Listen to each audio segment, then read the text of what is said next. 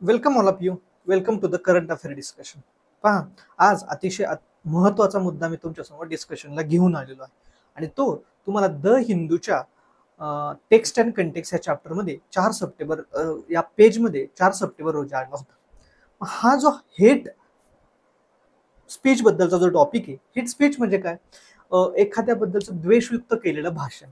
मग हा कुठे कुठे इम्पॉर्टंट आहे अगोदर हे समजून घ्या. सर्वात प्रथम हा इम्पॉर्टंट आहे तो म्हणजे PSR विद्यार्थ्यांसाठी. तो कसा आहे मी ते सांगेन.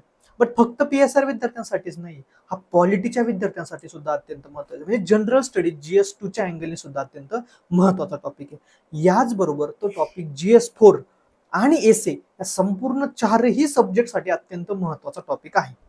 मग त्या अनुषंगाने आपण डिस्कशन करणार आहोत. ठीक आहे. सो थोडंसं ब्लर येत असेल तर सर्वांनी काय करायचंय, 4 सप्टेंबरचा द हिंदू न्यूजपेपर ओपन करायचा आहे आणि त्यातलं टेक्स्ट अँड कंटेक्स्टचं पेज समोर ठेवायचं. याचं मराठी ट्रान्सलेशनच्या मागे लागायचं नाही, समजून घ्यायचंय. आणि मी शिकवत असताना ही गोष्ट समजून सांगत असताना तुम्ही ते ते फक्त वाक्य लिहायचे आणि तेवढंच फक्त मराठी ट्रान्सलेट करायचं. ठीक आहे, किंवा नोट्समध्ये काढून ठेवायचं. मी सांगितल्याप्रमाणे करंट अफेअरचे फक्त एका आर्टिकलच्या जरी नोट्स काढल्या तरी सफिशियंट आहे आणि तेच हे आर्टिकल आहे 4 सप्टेंबरचं. ठीक आहे. So let's begin with the today's discussion. मग आता पहा, थोडंसं झूम करूया म्हणजे आणखीन तुम्हाला क्लिअर दिसेल. येस, आता इथे काय दिलं बघा, the harm principle John Mill, JS Mill असं म्हटलं जातं. मग JS मिल हा कोण आहे? वेस्टर्न पॉलिटिकल थिंकर, जो की PSR ऑप्शनल मध्ये. JS मिल आपल्याला स्टडी करायचा आहे तो म्हणजे इथिक्सच्या चॅप्टर पॉईंट नंबर 5 मध्ये जे आहेत की एक समाज सुधारक किंवा थिंकर्स जे आहेत त्यांचे इथिकल पर्स्पेक्टिव्ह, त्यामध्ये आपल्याला JS मिल स्टडी करायचं आहे. आपल्याला लिबर्टी म्हणजे काय, फंडामेंटल राईट्स म्हणजे काय हे स्टडी करत असताना देखील GS2 मध्ये स्टडी करायचं आहे. आणि जर एसे आला हेट स्पीच बद्दल, द्वेषयुक्त भाषण हे चांगले की वाईट, याच्यातली इथिकॅलिटी काय, याच्या मागचं काय भूमिका आहे, याची उदाहरणं काय, हे या कंटेक्स्ट मध्ये आपल्याला एसेस मध्ये सुद्धा त्याचा यूज करता येईल. ठीक आहे. सो कंटेक्स्ट समजून घ्या. कंटेक्स्ट काय सिंपल आहे. एक रेप केस झाली होती आसाममध्ये आणि त्या कंटेक्स्टमध्ये आसामचे जे चीफ मिनिस्टर आहे हेमंत बिश्वा शर्मा, शर्मा म्हणतात कुणी शर्मा म्हणतात, सो त्यांनी जे स्टेटमेंट केलं होतं की ते स्टेटमेंट असं होतं की Muslims, they called Muslims a communal organisation. They did not called it as a religion, they called it as communal organisation. सांप्रदायिक संस्था आहे ही की जी ऍक्च्युली इन द पास्ट आणि मिया मुस्लिम जे आहे ते संपूर्ण आसामवरती कब्जा करून घेतील असं सांगितलं. आता मिया मुस्लिम्स म्हणजे काय की हे एक प्रकारे डेरोगेटरी वर्ड वापरला जातो जे बेंगॉलमधून, पर्टिक्युलरली बांगलादेशमधून विस्थापित होऊन, मायग्रेट होऊन आसाममध्ये आले होते आणि आसाममधील लोकांचे प्रॉपर्टी राईट्स, त्यांचे रिसोर्सेस कंझ्युम करण्याचा प्रयत्न करतात. सो त्या कंटेक्स्टमध्ये त्यांनी ते स्टेटमेंट वापरलं होतं. सो त्याला एक कम्युनल सांप्रदायिक रंग देण्याचा प्रयत्न केला होता रेप केसेसच्या संदर्भात. कारण का, ज्या मायनर मुलीवरती गँग रेप झाला तर ते मुस्लिम मेन होते, राईट. सो ह्या कंटेक्स्टमध्ये मग हे हेट स्पीच, मग हे हेट स्पीच आहे का, त्याच्या संदर्भात त्याची फिलॉसॉफी काय, त्याच्या मागचं तत्वज्ञान काय आहे, कोणते कायदे कानून आहेत की जे त्याच्याबद्दल बंदी घालतात, त्याला संविधानिक पाठबळ कसं मिळालेलं आहे, ह्या गोष्टी हे संपूर्ण याच्यामध्ये डिस्कस केलेल्या आहे. आता याच्यात दोन इश्यू प्रामुख्याने दिसून येतात. इश्यू नंबर 1, सो जे तुम्ही नोट्स मध्ये लिहायचं, मी जे कंटेक्स्ट सांगितलं ना तो नोट्स मध्ये नाही आणायचं, पण इथून पुढचे दोन इश्यू मेनली कंटेक्स्ट मध्ये येतात, नोट्स मध्ये येतील. पहिला इश्यू काय आहे की हे स्टेटमेंट कोणी केलंय की अशा एक गव्हर्नमेंटची ऑथॉरिटी लाईक चीफ मिनिस्टर की ज्यांनी ओथ घेतलेली, शपथ घेतलेली. काय शपथ घेतलेली त्यांनी की मी कॉन्स्टिट्यूशनच्या टुवर्ड्स ट्रू फेथ आणि अलिजन्स बाळगेल, निष्ठा राखेल. त्या कॉन्स्टिट्यूशन, जे कॉन्स्टिट्यूशन धर्मनिरपेक्षताबद्दल बोलतं, त्या कॉन्स्टिट्यूशन वरती शपथ घेतलेली, जे की चुकीची गोष्ट आहे. सो शपथविधी त्यांनी जी शपथ घेतलेली आहे ती शपथेचं डायरेक्ट उल्लंघन आहे असा मुद्दा आहे. दुसरं काय, त्यांनी एका इन्सिडेंटवरून पूर्ण कम्युनिटीला ब्लेम केले. परिणामी अशा ठिकाणी जिथं आसाम असेल, जिथे पास्ट हिस्ट्री पण मोठ्या प्रमाणात इथनिक व्हायलन्स झालेला आहे. सो त्या इथनिक म्हणजे वंशभेदावरती म्हणा किंवा वर्णभेदावरती, वर्ण नाही म्हणणार, वंशभेदावरती मोठ्या प्रमाणात हिंसा झालेली. अशा ठिकाणी जर तुम्ही असे स्टेटमेंट्स वापरत असाल तर तुम्ही किती इनसेन्सिटिव्ह, अनइथिकल आहात हे प्रूव्ह होते. सो ते सांगण्याचं उद्दिष्ट काय, दोन सेंटेन्सेस आहे की एका इन्सिडेंटवरून पूर्ण कम्युनिटीला ब्लेम करणं किती योग्य आहे आणि दुसरी गोष्ट, ॲज अ पोस्ट तुम्ही एखाद्या गव्हर्नमेंटच्या कॉन्स्टिट्युशनल पोस्टवर असाल तर तुम्ही कॉन्स्टिट्यूशनची ओथ जी घेतलेली आहे ती पाळणं किती महत्वाचं. ठीक आहे. मग आर्ग्युमेंट काय येऊ शकते, काही जण म्हणतात की whatever, we cannot call it hate speech. आपण हेट स्पीच म्हणू शकत नाही, कारण प्रत्येकाला fundamental right to freedom of speech आहे. प्रत्येकाला अभिव्यक्ती स्वातंत्र्य आहे, प्रत्येकाला भाषणाचं स्वातंत्र्य आहे. सो प्रत्येक जण त्याला जे पाहिजे ते बोलू शकतो. यस, हे पण बरोबर आहे. एका अँगलनी पाहायला गेलं तर आपल्याला तो फंडामेंटल राईट पण दिलेला आहे कॉन्स्टिट्यूशनचा. अंडर आर्टिकल 19(1)(a) या सेक्शनमध्ये fundamental right to freedom of speech and expression आहे. बट मग at the same time 1(a) मध्ये जर freedom of speech and expression आहे, तो 2 मध्ये त्याच्यावर रिझनेबल रेस्ट्रिक्शन्स आहे, ज्याला वाजवी निर्बंध असं म्हटलेलं आहे. मग ते वाजवी निर्बंध पब्लिक ऑर्डर म्हणजे सार्वजनिक सुव्यवस्था, कायदा सुव्यवस्था राखण्यासाठी असेल, डिफॉर्मेशन असेल, सेडिशन म्हणजे देशद्रोहाचा बद्दल असेल, सो अशा काही सॉव्हर्निटी, टेरिटोरियल इंटिग्रिटी असेल, ते सर्व पाठ करा.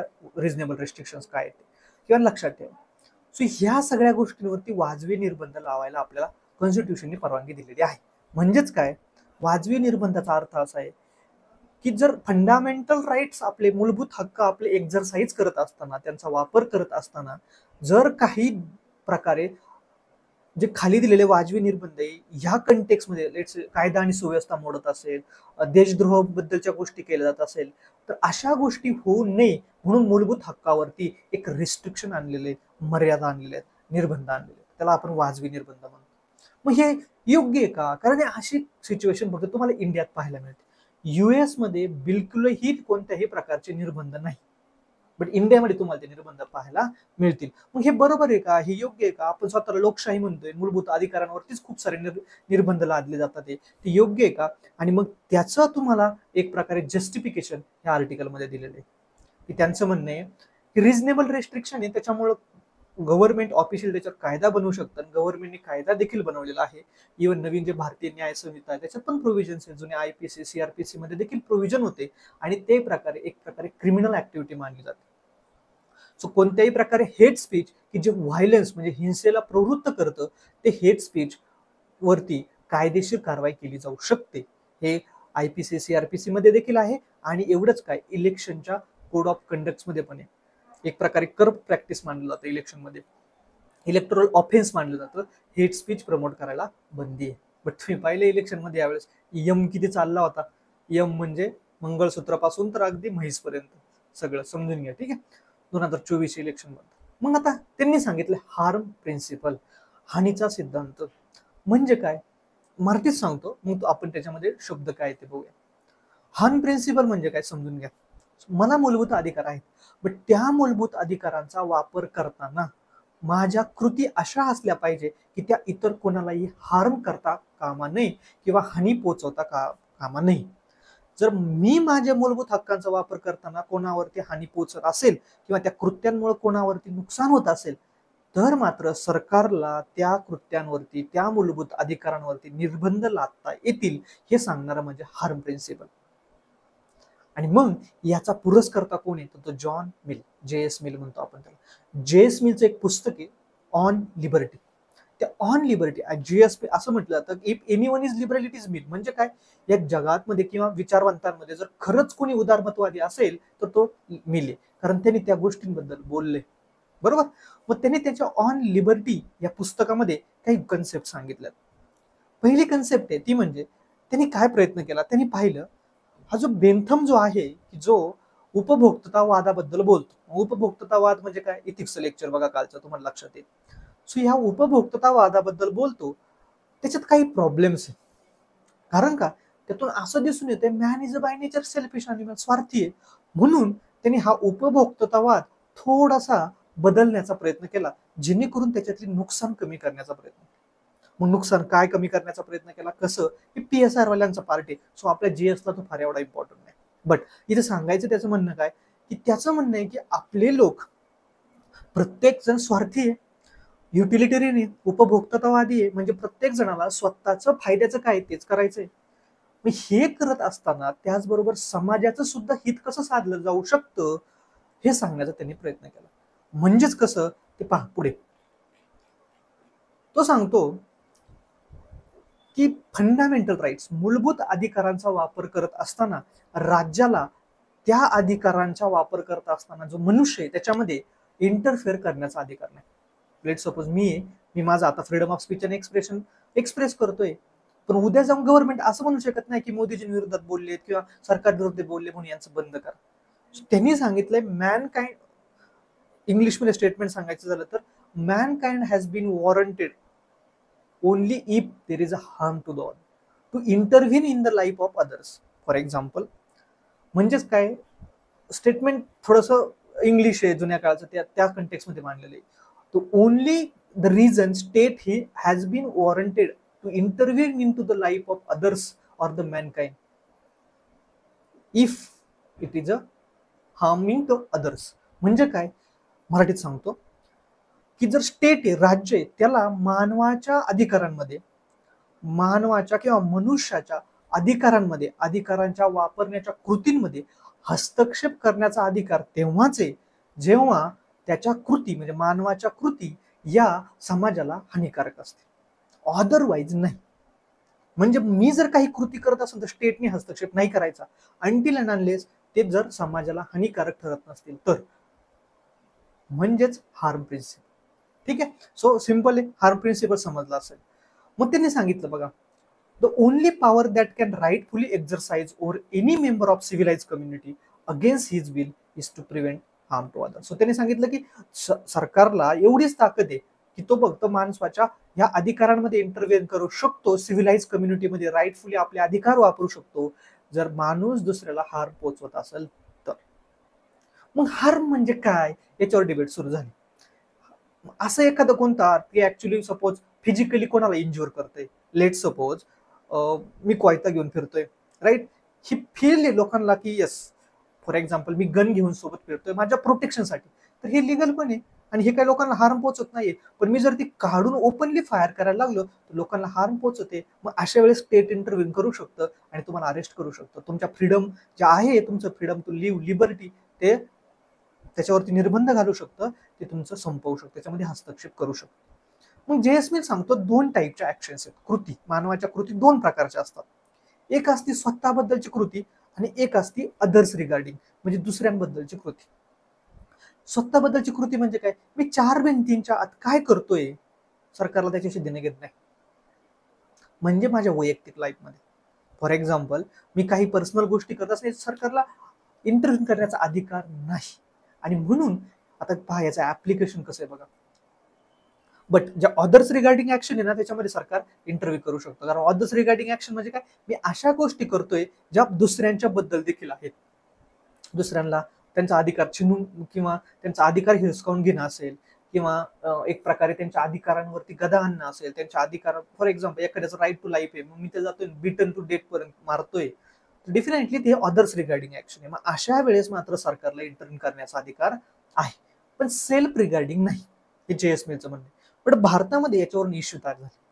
काय इश्यू तयार झाले, उदाहरण नंबर 1, मॅरेज, सेल्फ, स्वतःची लाईफ आहे, पर्सनल लाईफ आहे, या मॅरेज लाईफ मध्ये मी काय करतोय याच्याबद्दल स्टेटला, ज्युडिशरीला इंटरव्ह्यू करण्याचा अधिकार नाही. तरच तर लिबर्टी आहे, तरच तर स्वातंत्र्य आहे.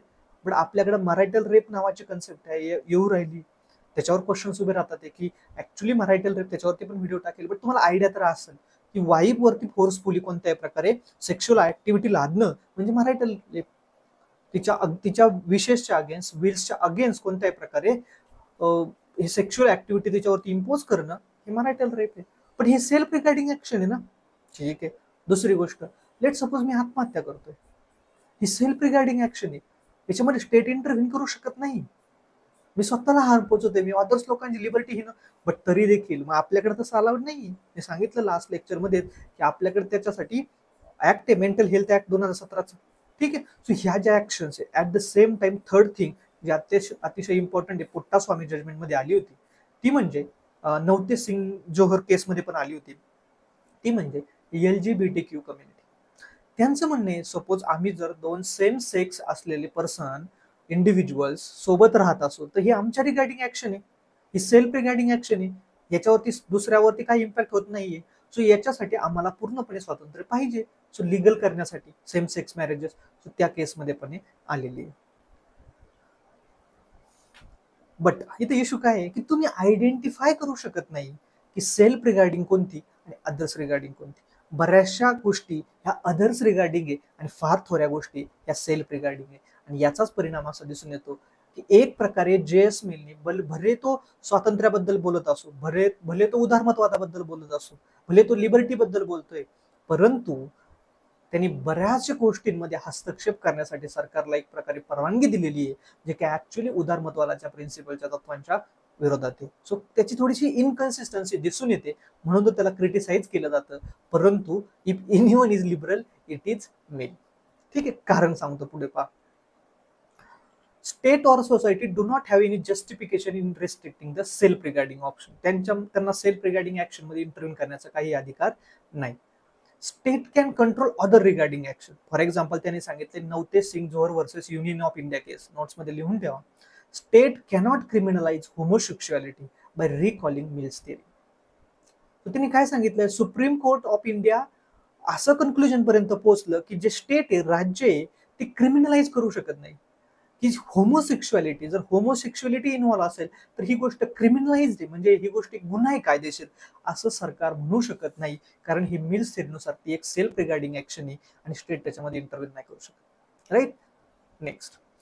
सो का म्हटलं त्याला लिबरल, कारण तो freedom of speech and expression बद्दल पण बोललाय. सो हार्म प्रिन्सिपल समजला, हेट स्पीच समजलं, आता freedom of speech and expression. कारण आपण एक मुद्दा असा पण बघितला, भले ते हेट स्पीच असेल, भले एक प्रकारे ते द्वेषपूर्ण असेल, पण प्रत्येकाला मत मांडण्याचा अधिकार आहे. ठीक आहे. आणि हीच केस टिकटॉकच्या बाबतीत पण झाली होती युएस मध्ये. टिकटॉक म्हटलं की आम्ही फक्त काय करतोय, लोकांचं जे ओपिनियन आहे ते सर्व लोकांपर्यंत पोहोचवते, आमचा काही हस्तक्षेप नाही. बट सेनेट जे आहे, पार्लमेंट जे आहे युएसचं, त्यांचं म्हणणं होतं तुमचं कंट्रोल पाहिजे की लोक कोणत्या टाईपचं स्पीच कोणापर्यंत पोहोचवतात. ते लोक जर हेट स्पीच पोहोचवत असेल तर तुम्ही जबाबदार आहेत. आणि ह्या गोष्टी बऱ्याचशा देशांनी टिकटॉक बॅन करायचं ठरवलं. रिझन काय की तुम्ही कंट्रोल करत नाही हेट स्पीच म्हणून. पण त्यांचं म्हणणं आहे की फ्रीडम ऑफ स्पीच आणि एक्सप्रेशन आहे. मग मिलचं काय म्हणणं आहे, लिबर्टीज स्वातंत्र्य can be restricted only when our action cause harm. जर हानी पोहोचत असतील आपल्या कृती तरच. आणि मग हे जस्टिफिकेशन ठरतं रिझनेबल रेस्ट्रिक्शनचं, वाजवी निर्बंधांचं. ठीक आहे. पण मग हार्म कोण डिफाईन करणार, आपल्या कॉन्स्टिट्यूशनने हार्म म्हणजे काय हे काही डिफाईन केलेलं नाही, की ऍक्च्युली हार्मचं मिनिंग काय. मेक्स अ पर्सन वर्स of because another's person action. मग त्यांनी हार्मचं डिफिनेशन देण्याचा प्रयत्न केलाय की अशी कोणतीही कृती की ज्यामुळे दुसऱ्या व्यक्तीला नुकसान होतं दिसतंय, आणि ते कोणत्याही स्वरूपाचं असू दे. यापूर्वी ते स्वरूप फक्त लिमिटेड होतं फिजिकल हार्म असेल तर, पण आता मेंटल हार्म पण आहे. At the same time physical बद्दल नाही, for example cause by the disinformation किंवा मिसइन्फॉर्मेशन. सो एखाद्याच्या चुकीच्या माहितीमुळे पण हार्म होऊ शकतं. फॉर एक्झाम्पल तुम्ही पाहिलं असेल बऱ्याच वेळा की एक न्यूज येते की झाले तुमचं सिलेक्शन, आणि नंतर न्यूज येते नाही तर लोकांनी आत्महत्या केलेत, लोक हार्ट अटॅकने गेलेत चुकीच्या माहितीने, की याचं किडनी नाही, तुमचं हृदय खराब आहे म्हणून, आणि तो रिपोर्ट दुसऱ्याचाच आहे. नाही तुम्ही प्रेग्नेंट आहे म्हणून, तो रिपोर्ट दुसऱ्याचाच आहे. हे बऱ्याच वेळा झाले, तुम्हाला दिसून आलेलं असेल तुम्ही मूव्हीज मध्ये पाहता. सो मिसइन्फॉर्मेशन, डिसइन्फॉर्मेशन आहे, याच्यामुळे पण हार्म होतं, हे देखील आजकाल काउंट केलं जातं. बट मिल मात्र प्रमोट करतो या अभिव्यक्ती स्वातंत्र्य. त्यांनी तो सांगतो त्याच्याशिवाय पर्याय नाही. आणि हे फार सुंदर कोट आहे, ते इंग्लिशमध्ये लक्षात ठेवा, एसे मध्ये लिहायला काम येईल, त्याचं मराठी ट्रान्सलेशन तुम्ही देखील करा, याच्यातून पाहून लिहावं. If all the mankind minus one were of one opinion and only one person were of a contrary opinion, mankind would be no more justified in silencing that one person that he, if had a power, would be justified in silencing the mankind. म्हणजेच काय meaning, त्यांनी सांगितलं संपूर्ण मॅनकाइंडची, संपूर्ण मानव जे प्राणी जात आहे, ही सर्व मनुष्य जात एका साईडला असेल, एका ओपिनियन मध्ये असेल, आणि एक माणूस वेगळ्या ओपिनियनचा. आपण भारत पकडू, ठीक आहे. संपूर्ण भारतातील सगळ्या 99.9999 140 कोटीपैकी 139 कोटी आणि सगळ्या except one, prime minister Narendra मोदीचे. सो एक्सेप्ट वन माणूस सोडून सगळे जर एका मताचे, आणि प्राईम मिनिस्टर लेट सपोज म्हटल्या वेगळ्या मताचे, त्यांनी काय सांगितलंय, only one person were of the contrary opinion, वेगळ्या opinion, mankind would be no more justified in silencing that one person. की तुम्ही सगळे 99 लोक हो म्हणतात 100तले, म्हणून तुम्ही त्या 100व्याला सुद्धा सायलेंट करू शकत नाही, त्याचा आवाज दाबू शकत नाही. म्हणजे त्या प्रत्येक आवाजाचं, त्या प्रत्येक एका व्यक्तीला freedom of speech and expression असं त्याचं म्हणणं. कारण का, त्यांनी सांगितले जर तो एक जो कॉन्ट्ररी पर्सन आहे ना, त्याच्याकडे जर पॉवर असेल, if he had power like prime minister, त्याच्याकडे एवढी ताकद आहे की तुम्ही 99 जणांना तो सायलेंट करून ठेवेल. एक कायदा आणि संपला गोष्ट, याच्यावर कोणी बोलायचं नाही. सिंपल, समजलं? सो 100 लोकांच्या मध्ये 99 जण एका ओपिनियनचे असतील आणि एक पर्सन कॉन्ट्ररी ओपिनियनचा असेल, वेगळ्या ओपिनियनचा असेल, वेगळ्या मताचा असेल, तरी देखील तुम्ही त्याचं ओपिनियन दाबू शकत नाही, सप्रेस करू शकत नाही. पण जर त्या पर्सन, कारण त्या पर्सनला जर तो एक पर्सन असा असेल त्याच्याजवळ पॉवर आहे, तर त्याच्यात एवढी हिंमत आहे की तो सगळ्या 99 जणांची ओपिनियन सायलेन्स करू शकतो. हे त्याचं मराठी ट्रान्सलेशन. सो एवढं एवढं पटवून दिले त्यांनी फ्रीडम ऑफ स्पीच अँड एक्सप्रेशनचं महत्व, की प्रत्येक व्यक्तीच्या मताचा आदर करा, आणि तेच लिबरलिझम. ठीक आहे. बट त्यांनी सांगितलं असं नाहीये की याला काही लिमिटेशन नाही freedom of speech and expression, त्याला पण लिमिटेशन आहे. त्याच्यासाठी त्यांनी एक्झाम्पल्स दिलेत काही. प्रत्येकाला प्रोटेस्ट करण्याचा अधिकार आहे, बट याचा अर्थ असा नाही की प्रोटेस्ट करता करता तुम्ही पब्लिक प्रॉपर्टी डिस्ट्रॉय करताय, प्रोटेस्ट करता करता कोणाची पर्सनल लाईफ इम्पॅक्ट करताय. प्रोटेस्ट करता फ्रीडम ऑफ प्रेस आहे let suppose, but freedom of प्रेसचा याचा अर्थ असा नाही की ज्या प्रकारे तुम्ही पाहिलं असं सुशांत सिंग राजपूतच्या केसमध्ये की कॅमेरे कुठे फिरत होते, हे नाही, हे व्हायलेशन आहे फ्रीडम ऑफ तुमच्या fundamental rights. Right. The liberty of individual must thus be far limited. He must not make himself a nuisance to the other people. की त्याचे स्वतःचे अधिकार वापरताना त्यांनी ही सुद्धा काळजी घेतली पाहिजे की दुसऱ्यांच्या अधिकाराचं उल्लंघन होणार नाही.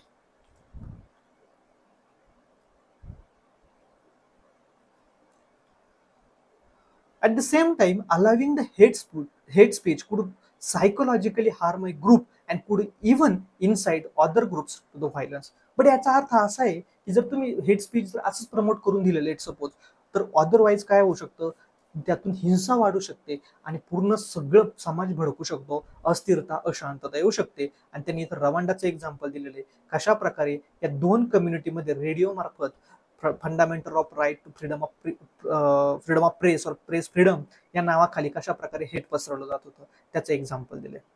What happen when state actors themselves promote the speech. आणि मग कन्क्लुजनकडे येताना त्यांनी सांगितलं की मान्य की स्टेटने सांगितलं की तुम्ही लोकांनी हेट स्पीच प्रमोट करायचं नाही, कारण का ते रिझनेबल रेस्ट्रिक्शन अंडर आहे.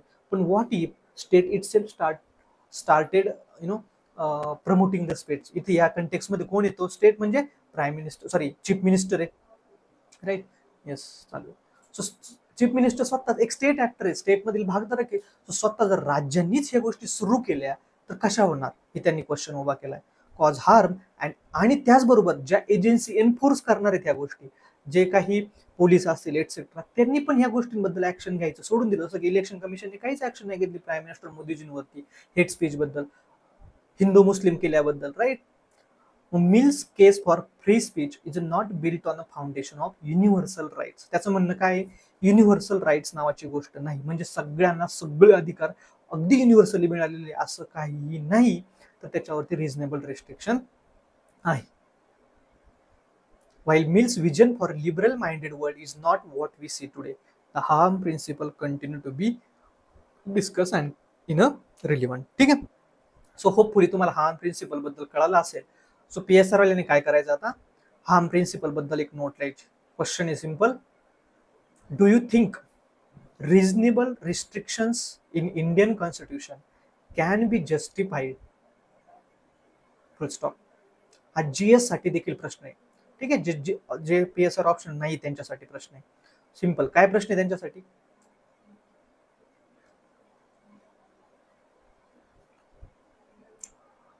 Fundamental right to freedom of speech and expression.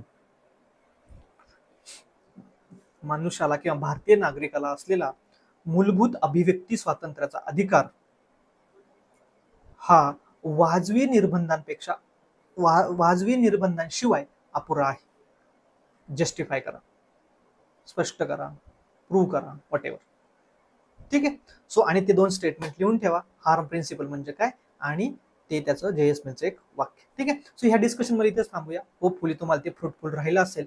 मी अजून एक डिस्कशन टाकणार आहे, ते म्हणजे reduction in the corporate tax rates. Right. So त्याबद्दल देखील आपण डिस्कस करू. ठीक आहे. थँक्यू.